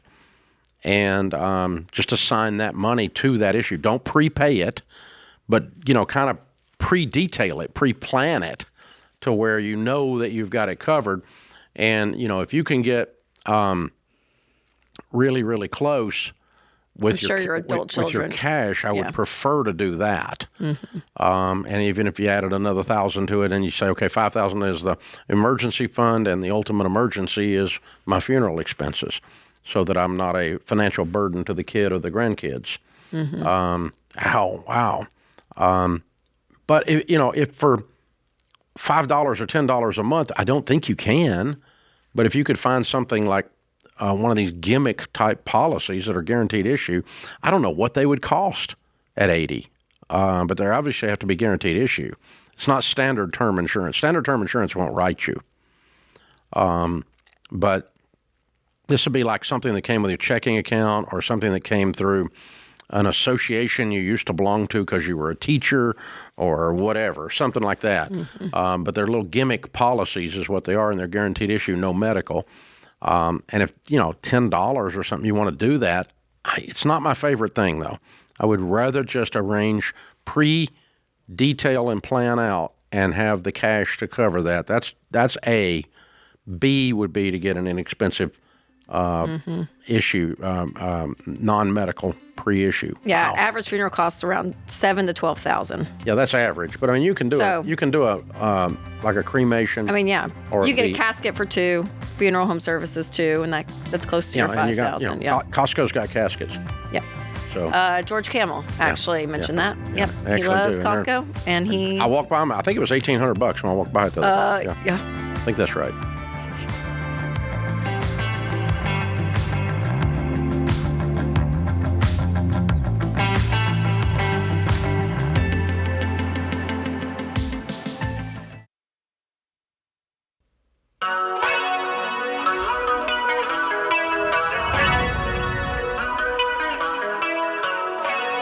Welcome back to the Ramsey Show in the Fairwinds Credit Union studio. Beth is in Tulsa. Hey, Beth, how are you? I'm good. How are you all? Better than we deserve. What's up? Wonderful. So my husband and I are expecting our first child next month. Yay! Thank you. And we recently paid off all of our debt in April. Yay! Good for you guys. Yeah. So we're both contractors, and we are paying for the birth in cash because we don't have access to health insurance. So as soon as we paid off the debt, started tucking money back. But I recently found out that I'm having a few mild health concerns, so I just went from full to part-time, which means all that extra parameter we had and our monthly snowballs now disappeared. So my question is, how do I deal with the guilt of choosing to take less money, knowing it would slow us down so I can prepare for this baby? You don't, I mean, from what you just described, I feel like you don't have much of a choice, right? I mean, you're 8 months pregnant, you're having some health stuff, so you have to slow down for the health of you and your baby, right? Mm-hmm. Yeah. Welcome to mom guilt number one. I mean, that I feel like there's not really an option, Beth. I feel like that's what you have to do, and that's way more important than money you'll make in a month. How much would you make in a month extra above what you're going to make now if you were able to go full at it? Probably about $2,700. Okay, it's real simple. One side of the scale, $2,700. Other side of the scale, healthy baby. No question. Okay. No guilt. Zero. Even if you guys if were you could in write debt a check still. for the health of your child for $2,700, you'd do it in a heartbeat. Yeah, absolutely. I'm sorry, what'd you say, Rachel? Yeah.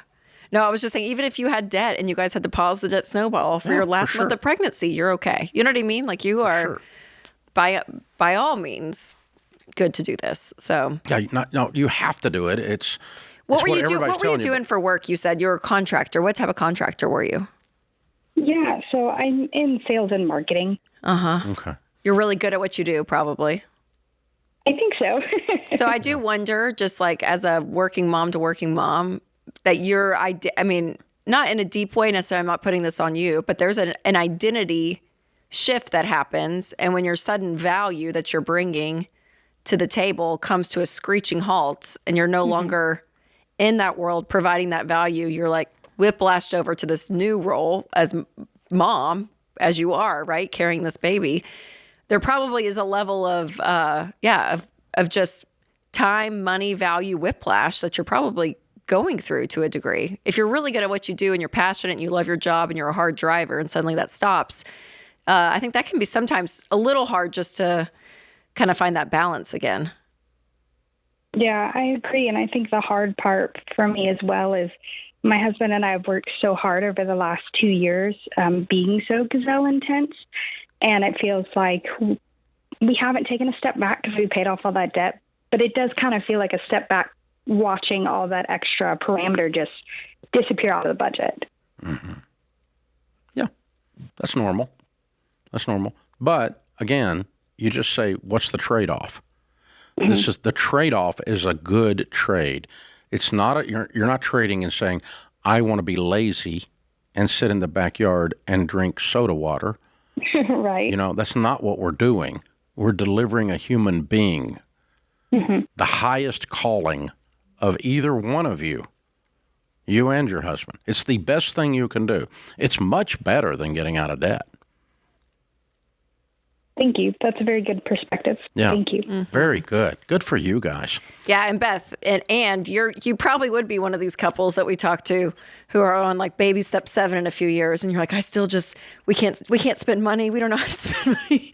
We can't slow down. You know what I mean? It's a good exercise just to slow down. You're good. You are good. This money stuff is here to create a life that you guys love. It's a tool in your life. It's not something to be worshipped or to place all this value in, right? It's here to support you, not be the thing in your life. And so you guys have done an excellent job up until this point of getting out of debt, driving hard, having a goal, doing all of it so that you can have peace right now because you guys are debt free. You did it. Hey, go to Health Trust also at RamseySolutions.com and hook up with our advertiser and get some health insurance. Okay. Y'all don't need to be walking around without health insurance. Mm-hmm. That could blow things up. That could be a mess. And it's not going to cover labor and delivery at this point, but it actually could cover other things that happened at the birth, if something other than just normal labor and delivery happened. So you need to get in touch with Health Trust and let them search you out some health insurance. You can find how to connect with them on the website, easy enough. And so, yeah, for sure. Mm-hmm. Don't be walking around without health insurance. But anyway, aside from that, that's not the issue here. The issue here is just margin and trade-offs. And I appreciate your question. It's got a good heart. And congratulations, you're out of debt and you're having a baby. Life is great. This is about as good as it gets. Kevin's in Milwaukee. Hey, Kevin, what's up? Hey, Dave. Hi, Rachel. Thanks for taking my call. Sure. How can we help? Yeah, so I actually just recently got let go from my job.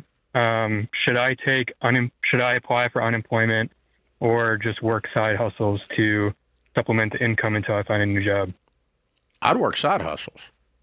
Yeah, that's what I was thinking. You're more employable. Yeah. You walk different and you talk different when you walk into the interview if you're not sitting at home collecting a government check. Okay. That's what I like to hear. Yeah. What were you making? 'Cause I was making about $76,000. Why were you let go? Just wasn't aligned with my skills.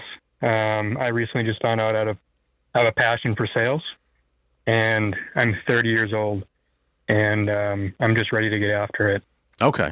Good news is if you got a passion for sales, there's always work to be done.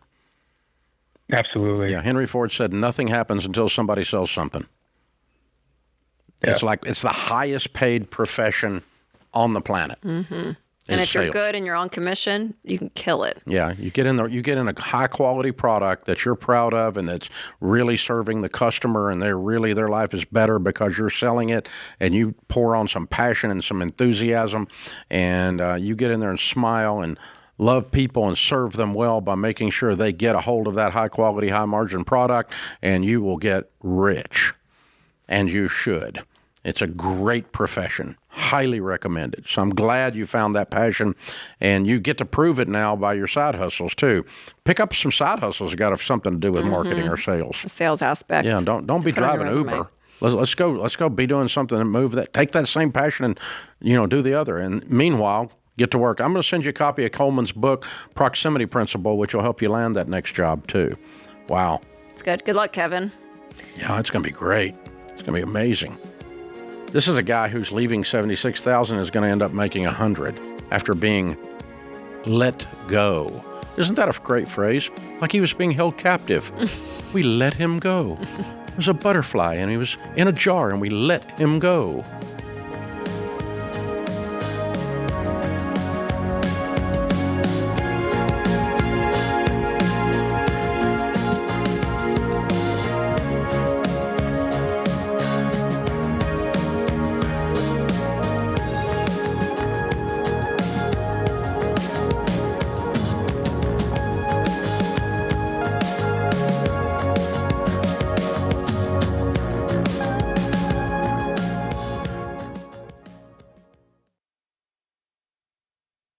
Hey guys, Rachel Cruze here, and I love summer. There is more fun on the calendar, more time with your people, and way more chances to make memories. But you know what else there's more of? Spending. Oh, between the extra groceries and gas and camp fees and family trips, it all starts to add up so fast. And before you know it, money stress starts to steal the fun out of everything. And that is why I love the EveryDollar Budget app, because it helps you plan your money, track your spending, and find more margin in your budget so that you can put extra cash towards the goals that matter most. Enjoy your summer without the money stress. Download the EveryDollar app in the App Store or Google Play and start for free today.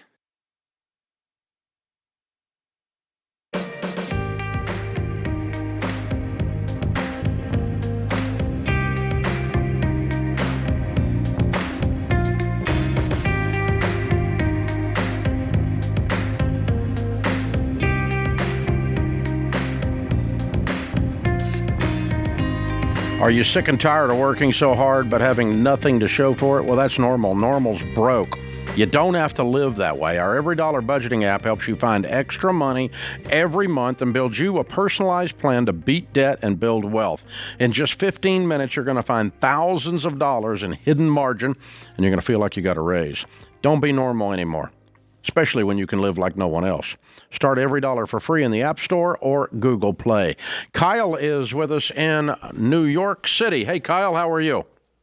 Hey, Dave. Hey, Rachel. How are you? Better than we deserve. What's up? So my question is, I am 26 years old. I make $100,000 pre-tax each year, and I'm currently working on baby step 6. So I've worked my butt off my entire life to be able to save up money. I feel like I'm doing pretty okay for myself, but a lot of people are in my ear, colleagues, friends, family, telling me I'm working too hard. I'm missing out on some of the best years of my life. Do you agree with that sentiment? What are you missing out on? These are the same people that are taking vacations every year, several vacations, new iPhone, new Apple Watch every year. So not the... That's how you define living life well, as an Apple Watch? But if I'm lucky enough to be an old man one day, I don't want to look back and say, you know, I didn't have an Apple Watch? No. Is it time for me to start letting off the gas a little bit? I don't know. How many hours a week are you working? So currently, I already kind of cut back a little bit. I'm currently pushing between 55 and 65 hours a week, depending on like an on-call schedule. Okay. But from the ages of 15 to 22, I was working 3 jobs, just trying to get ahead. Yeah, but you're not now. 80 hours a week. You're not now. So what? I worked a lot of hours too, but I'm not now. So what's the problem? I mean, now you're working 55, 60 hours. Most people that are successful work 55 or 60 hours. There's no 30-hour-a-week successful people. Yeah, but you could work a 40-hour work week and do well with the baby you can steps. do well, but not, I mean, if you want to have success, you're not going to do it on 30 or 40 hours. You're going to put the coals on a little bit. That's part of life. Oh, well. And so my biggest thing is before I really decide to let off the gas and start taking it a little more easy, spoiling myself, I want to get the house paid off. Okay. How much you owe on the house? I owe $249. Okay. Well, here's the thing. You can't let other people decide what you want, what they want for you to be your deal. You need to decide what you want. And listen, when you're 72, you're not going to go, oh, I wish I'd have had an iPhone when I was 30. That doesn't come up, okay? But now if there's people that you love that you're not spending time with, you need to do that and turn off Netflix. If there's, if you need to go on one vacation, there's nothing wrong with that. Go on a vacation. Or if, you're single, you said, right? No, I am in a relationship, not married, though. Okay. Well, I mean, if that relationship is starving for lack of water, then put some water on it. But that's not what you said. You said people are saying you should take more vacations like they do, and they're broke. Yeah, mostly families are saying you're missing out on People are saying you're missing out on an iPhone watch. Oh, my God. And, what I keep justifying it as is, I'm going to be on cruise control, relaxing when they're all, still stuck in the rat race one day. But I really don't want to grow old and think, you were working 3 jobs when you were an 18-year-old. So these are people that confuse leisure with happiness. Leisure does not equal happiness. Leisure is a good thing. It's a time to reboot, reset, replenish, replant. Leisure is good. Travel is good for that reason.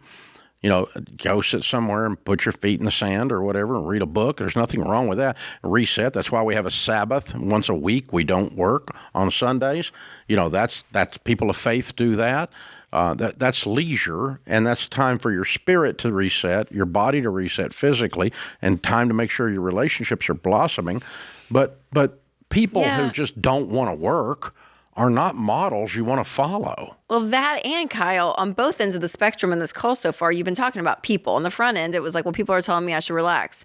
And then your motivation on the other end is, but I just know if I work hard and I do all of this, they'll be trying to work hard and I'll be good over here. It's a lot of people. I would just put the blinders on, Kyle. Be happy for everyone else. That's fine. They can do what they want to do. They can buy their iPhone watch and do all that stuff. But what you need to do is focus on what makes you happy, Kyle. What do you want to enjoy? Do you want to say, for the next 2 years, I'm going to pull back some work hours and work 50 hours, not 65, and have some more time, with my girlfriend, and, I'm going to do this and that, and then I'll probably plug back in here and try this. I mean, make a life you want, Kyle, not for everybody else, and not for the motivator of what other people are going to do or not do, or what they're saying or not saying. Rachel said in you have to figure it out. One of her number one best-selling books, comparison is the thief of joy. Well, I think Theodore Roosevelt said that, but I quoted it. Okay. But I will say, comparison will not almost got the quote changed just then. Will not just steal your joy. I did say it will not just steal your joy; it'll steal your paycheck too, because you'll end up spending money, aka Kyle, on all this stuff that other people talk about and what other people want, and it steals your joy and your paycheck. So they're chasing happiness up a tree that hadn't got it. There's no happiness fruit on that tree. So I never met a soul in 40 years of doing financial coaching who goes, I'm so happy I finally got an iPhone watch. No, it's called an Apple Watch. A happy Apple Watch, whatever it is. I mean, stupid thing. I mean, it's like, I'm so happy I got that car. That car changed my life. That house changed my life. That's the dumb thing when people say, it's not my dream home. None of them are. Well, as soon as you get in there, your dreams will change. So there's no such thing as a dream home. That's just a dream. That's not real. And so it's just a stupid house. If your happiness is defined by where you live, you will never be happy. If your happiness is defined by what you wear or where you travel to, you will never be happy. Because happiness is a bully in the schoolyard. It says, cross this line and then we'll fight. And you step across the line, he steps back and draws another line. It says, come on over here. And then come on over here. It's funny. It's perpetually chasing something that's not there. Well, and Arthur Brooks. It's not where meaning comes from. Yeah. And Arthur Brooks, who literally studies this when it comes to the brain. Yes, happiness with money. He says 4 things will give you happiness with money. 1 will not. Giving money away brings happiness. Buying your time back and actually letting, and using that time for good. Spending it on experiences with people you love. That brings you levels of happiness. And actually saving creates happiness because there's a actual progress happening in your life and your brain sees that as joy. The thing that will never bring levels of happiness long-term that sustain is buying stuff. So buying stuff is not bad. We're not against buying stuff by any means. But just this don't get belief, confused. but it's the belief, yes, that I need to go and enjoy. Now, do you need to enjoy? Yeah, sure. But to think that that's the end goal of all of this, you've missed the point. And you said it earlier, and I think it is true. When you actually find work that you do enjoy and you have fun with, it doesn't feel like this trap that you have to go to Monday through Friday as well. So there's a balance in all of it. And I think you need to find your balance, Kyle, in this part of your life. You've worked hard. You don't have debt. You got your emergency fund. You're in the baby steps where you don't have to be gazelle intense. You can enjoy some of it, but also run your own race, Kyle, not for everybody else. Yeah, the friends and family don't get a vote. Some of the happiest people I know are some of the hardest working people I know. They're really, really happy. And they're not confused, and their friends and family don't get a vote.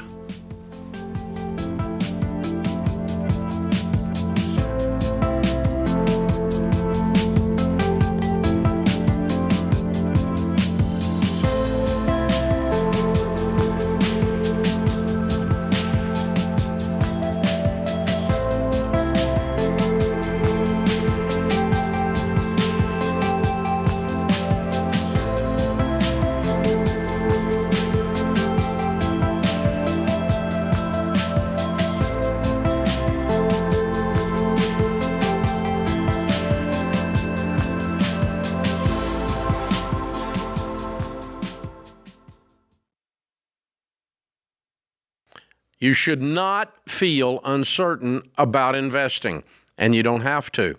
That's why we created Investing Essentials, a 2-night virtual event where George Camel and I walk you through my playbook for investing and wealth planning. We'll simplify everything from 401ks and mutual funds to passing on wealth so you can invest with confidence. Tickets start at $199. Get yours today at RamseySolutions.com/events or click the link in the show notes.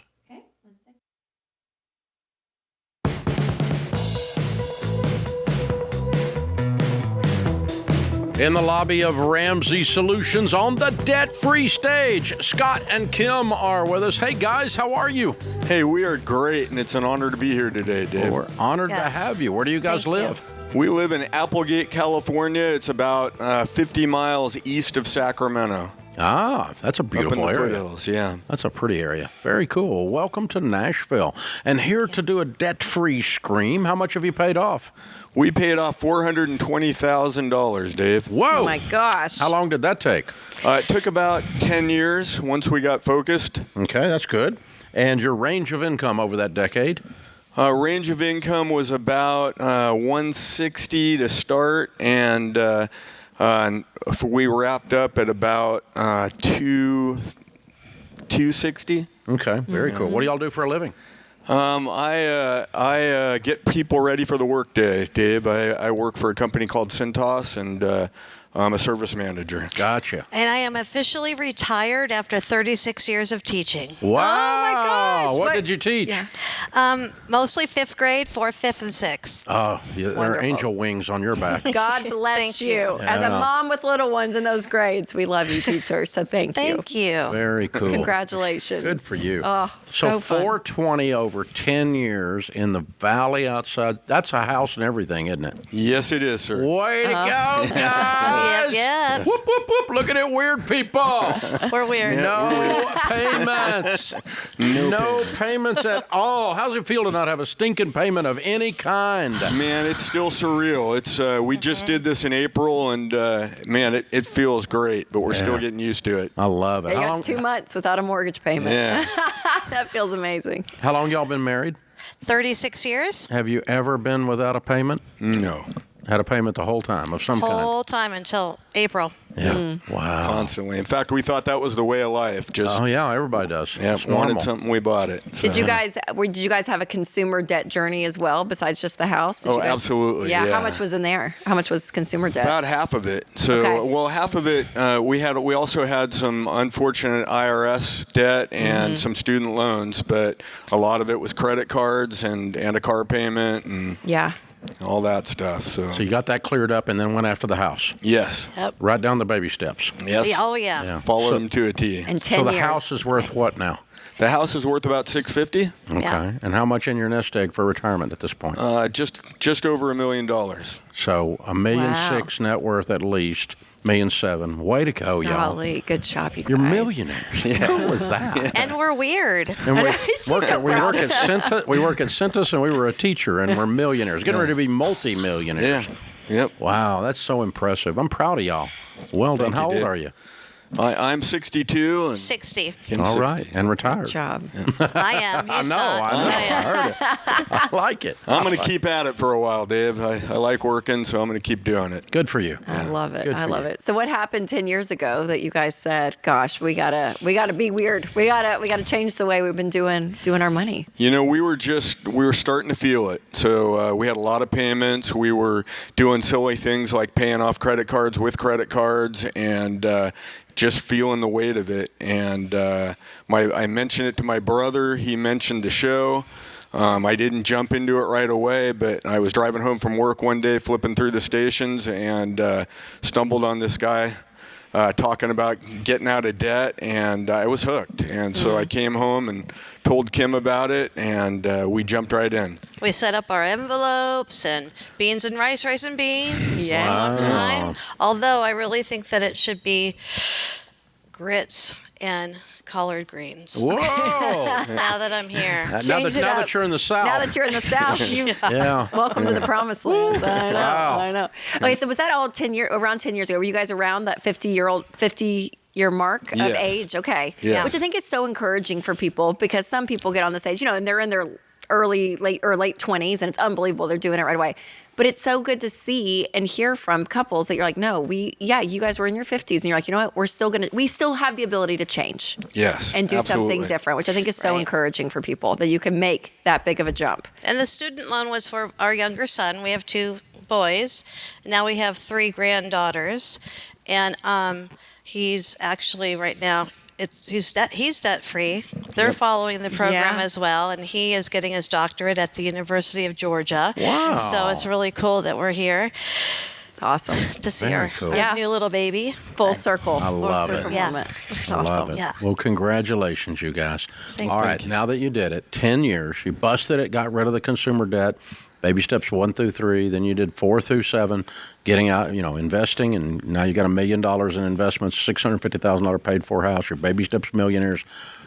You did all of that basically in a decade, from mess to multimillionaire in a decade. Yes. That's very cool when you think about that. And that's very hopeful for other people. What do you tell people the secret was that caused you to be able to do that? Stop borrowing money.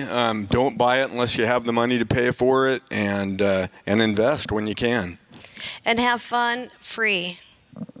There's just so many things that you can do that don't cost any money, Go out, spend time with your elderlies. I just spent some time with an elderly woman that's next to our Airbnb, and she said, first of all, once I was like totally enthralled with all of the fireflies. Oh my gosh, you have fireflies here, y'all.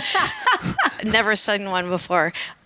She said, go out and take your elderly people outside of their house. And that's totally free. Yeah. Go and serve. Yeah, There's be so with much people. that you can do where it doesn't cost money, and it just opens up your heart, and it makes you feel really good. I love that. Beautiful. So Spoken good. like a good 5th grade teacher right there. I like know. It's so I like good. it. Okay, so what was the hard part of the decade when you look back and you're like, oh man, that was tough. That part sucked. Yeah, we had to really tighten it up, and it did suck. Getting my nails done. Yeah, Yeah. cutting out some stuff. Just saying. We had to cut out a lot of stuff and just living tight, passing on trips and dinners and things like that when friends wanted to do things. And Do you regret it? I do not at all. I don't Not at all. either. Okay. So Not it's at worth all. it. Yes. Live like no one else, so later you get to live and give like no one else. Absolutely. And here you are. Yep. Way to go. Well, I'm so proud of you guys. You're inspiring people. Way to go. Way to go. Thank All right. From working at Cintas and a 5th grade teacher in 10 years, they pay off $420,000, house and everything, putting them in place mathematically to be multimillionaires at 60 years old. Pretty stinking incredible. Making $160 to 260. With a retiree. And then retired. Here we go. Count it down. Let's hear a debt-free scream. 3, 2, 1. We're debt-free!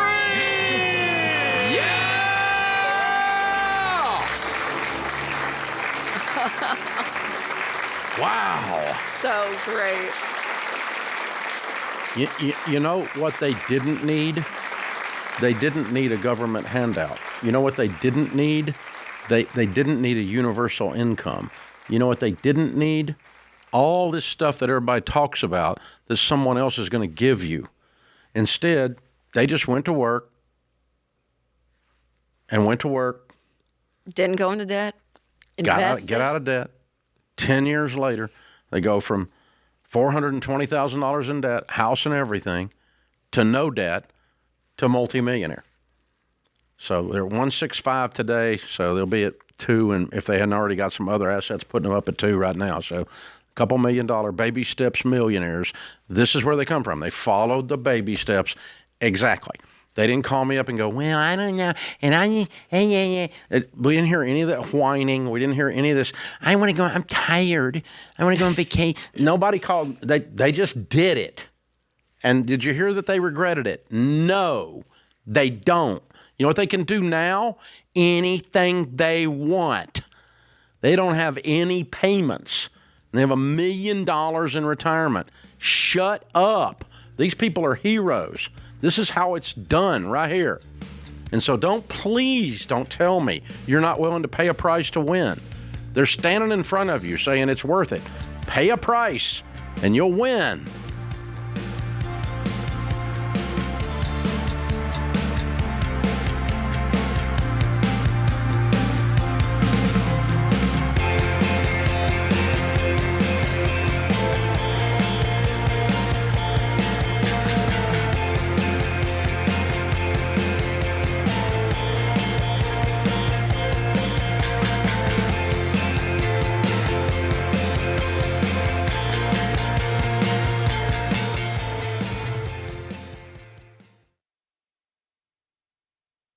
Hey guys, Dave Ramsey here. Every day on this show, we help people work through real money problems and figure out what to do next. Now, you can get that same kind of help anytime with Ask Ramsey.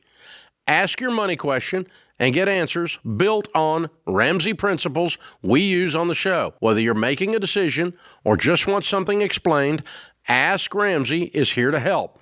It's fast, simple, and free to use. Go to RamseySolutions.com and try Ask Ramsey today. That's RamseySolutions.com.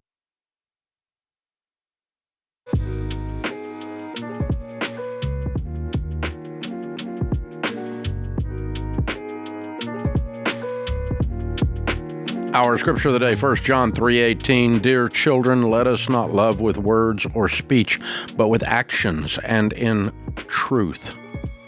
Thomas Sowell said, people say you're a very tough person. I'm not tough. Life is tough. I'm merely trying to acquaint you with the facts. Ivy is in Greensboro, North Carolina. Hi, Ivy. How are you? Hey, good. Hey, what's up? So, sorry, my brain went to mush. I'm calling because, so I inherited a house from my dad who didn't raise me, and I didn't know him until I was like a preteen, and he lived in a different state than me, and later in life we reconnected when I was an adult, and he ended up raising... How long ago did he pass? Okay, so he passed 4 years ago, but his wife married him 2 years before he passed, so she became the life tenant, and I was the remainderman. So I didn't have any financial obligation to this house until this week. And so... So she passed away? She did, yes. Okay. Where is the house? It's in Florida. And what's it worth? The local comps say $350. And what's owed on it? $92,000. What are you planning to do with it? So that's where I'm not sure, but like I've been praying on it since I found this out on Wednesday, because it was a very emotional situation, because the girl that my dad raised, who's like 10, 12 years younger than me, she came into his life when he had remarried the first time, and then her mom went and did her own thing, and he raised this girl. And when he passed 4 years ago, she sent me all these really hateful text messages that because she couldn't believe that he left the house to me and not her, and she demanded I sign it over. And I just responded as nice as possible, and I kind of pulled a Dave Ramsey move where you kind of just say, I'm sorry you're going through this. I know it's hard. And I just defaulted to those sentences, and then I just stopped communication. And then so she's continued living in the house with the lady that passed away. So now she's in the house, but the house is my house.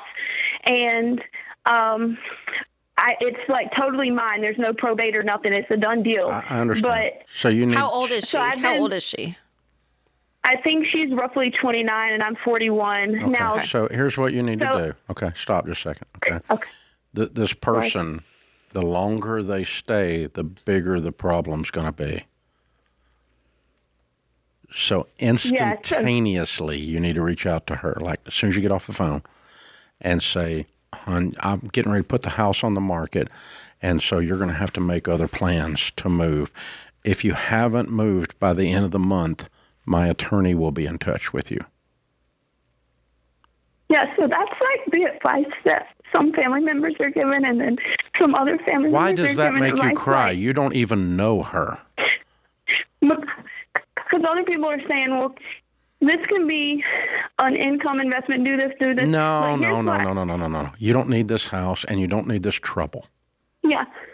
And so even like kicking her out breaks my heart, because like I've been praying on this, and I tried to think like, I feel like my dad left this to me because I feel like he had a lot of regret, and we were getting It doesn't matter why he left it to you. The bottom line is it's yours. And it's yours to do with as you want. And there is no point in this conversation that this 29-year-old needs to live there anymore. They've lived there for free for 10 years longer than they should have because their mother was there. This is a 19-year-old who was freeloading for a decade on her mother. It's not even her mom, I don't think. It was like the next wife or something. No, it wasn't. Yeah. So that's even this more. Is very weird. It's even more of a dysfunctional issue, So Ivy, please take a deep breath, just be kind, and be very quick. Yeah, I know it seems so simple because you're Dave Ramsey, but it's not. Emotionally, it's I don't know why it's emotional. You don't even know her. You don't even know the house. Because I know the Lord. That's why it's the emotional. The Lord doesn't make it emotional. Someone out. I know the Lord too, but it doesn't make it emotional. Well, I had considered this. This is what I considered, and I'd been praying and praying, and I woke up yesterday, and I just felt this thing that said, "Here's the solution." Okay, what's the solution? Is that the market value in the comps are $350, and I thought maybe I offer to her for $275 and give her a deal, and then I still have enough to pay my own house off because I followed all the baby steps. Since 2018, I have a whole library of all of y'all's books, and I have Rachel Cruze's that's fine if you want to do that. That's not what I would do. Okay. You can do that if you want to do that. If you feel like that's the Lord. I don't know if that's the Lord or you just being sweet and guilt-ridden over something you didn't even do. I don't know why I should have guilt. I definitely don't think either. I have guilt. I don't know why you offer this girl a dime. It's not like she's ever going to be happy with you. Yeah. If you give her the freaking house for free, she's still going to be a biatch. I feel like she lost the dad that I never had, and as much as it pained me to lose him, I try to The house hasn't got anything to do with that. I try to think. Yeah, you're right. Okay. And writing her a check doesn't have anything to do with that. Those are two separate issues. Writing her a check does not make her have the dad or didn't have the dad or you had the dad or didn't have the dad. Checks don't fix any of that. That was the dad. Okay. Money doesn't change that. So I'm telling you, if you play with this girl, you're going to be dancing with her for the next 5 years. If you give her 1 quarter, you're going to be dancing with her. But you do what you want. If you feel like that's God, I'm not positive if it is or isn't God. I don't ever, I sometimes challenge people when they play the God card, but you said, I heard that in prayer, okay, is what you said. That's God. And so if you think that's God, you should be real sure that it's God, and then you should do what God said, not what Dave said. But I'm not positive if it is or isn't. I don't see any biblical principle that says that you ought to do that. I think this is a dysfunctional mess. Tough love. I know you're a tough love, so I knew coming into that. It's not tough love. It's not tough love. It's just love. And it's just accepting the reality of who this woman is. She is not going to be okay because of this house transaction, regardless of how the house transaction goes down.